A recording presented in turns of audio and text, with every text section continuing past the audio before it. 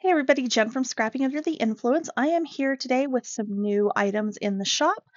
First up, I have my brand new tag tool. So this is going to help you um, getting those perfect angles on the tops of your tags. Because I know personally I struggle with this. I can't ever seem to get them the same. This is going to help you with that. So I've got 5 different sizes on here. The sizes that are etched here are what you're going to use to cut your cardstock. So, for example, the biggest size on here is the 4x6. So I've got 4x6 cardstock. I'm going to line this, lay this down on top of the cardstock. There are lines etched on the sides and on the top to help you with lining that up. I'm going to take a pencil and go in here and mark where my edges are.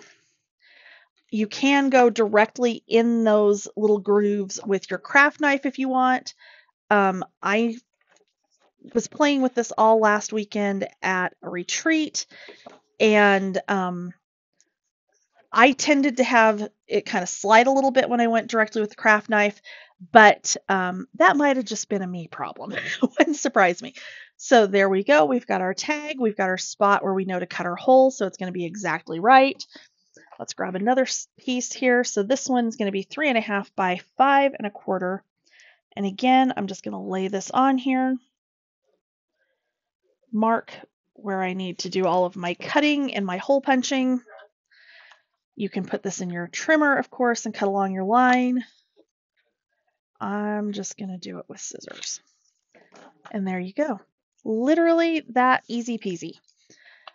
So that is brand new in the store this weekend.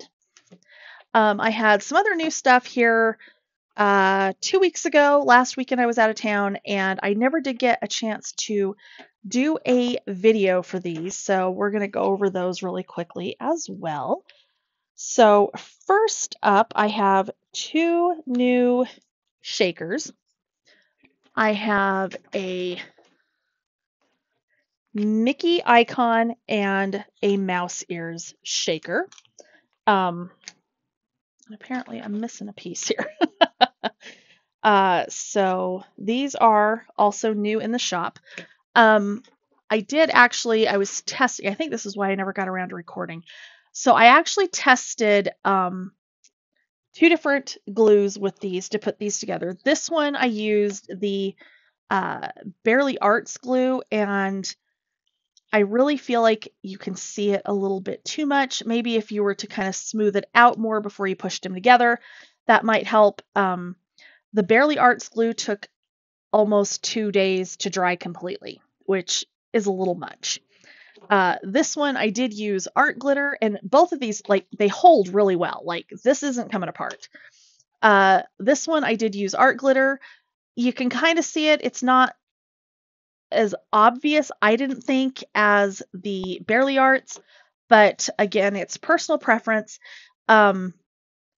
What I prefer still is going to be the clear Gorilla Glue, because that goes on and it is almost completely invisible. It's amazing.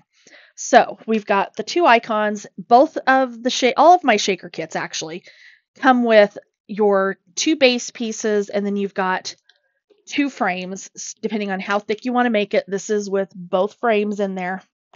They end up being about 3/8 of an inch. You can use one, you can use both, and honestly, you want a little bit more bang for your buck, you can go directly to paper with that frame, put your fill in, and then put this on top, and you're going to get 2 for 1. Okay. I also always give you this negative piece on the inside with all of the shakers. And in the case of both of these Disney-inspired shakers, these are pieces you can use somewhere else. You could put these into your project. You could mat on top of them and decorate those with your pattern papers. But you have that option. It's going to be the exact same thing with this one. You've got 2 frames. You've got this little negative piece you can use along with your top and bottom shaker pieces there. So that's the first little set of things. Next up, and this is to kind of go with the Simple Stories did their Say Cheese at the Parks collections, and they did one for like Epcot, Hollywood Studios, Magic Kingdom, and Animal Kingdom. And then they also did a Star Wars inspired collection. So what I decided to do to kind of go with that was to do a dark side embellishment set and, oops, that's not the right one, and a light side embellishment set. So for the light side, we've got our blue lightsaber with a pretty blue mirrored acrylic. The camera does not do it justice. It's so pretty in person. We've got our title, May the Force Be With You, again in that blue mirror acrylic. And we've got a little chrome Millennium Falcon. For the dark side set, we've got a red lightsaber. We've got Join the Dark Side, again, that red mirror acrylic. And we've got the Death Star. And can I just tell you, the acrylic I used for this is probably got to be my favorite one I've used yet. It is just, look at the colors on that. That just, it's amazing. Anyway, so both of those sets are available. And then my last set is for the 4 theme parks. So we've got Epcot, we've got Magic Kingdom, Hollywood Studios, and Animal Kingdom. So of course we've got the golf ball, Spaceship Earth for Epcot, and this is etched out of that chrome over black acrylic. You've got your little geodesic dome. We've got our castle, and again, this one's engraved on a light blue acrylic down to white. For Hollywood Studios, we've got our little movie clapper, and this one is actually layered. So we've got black with layered white accents.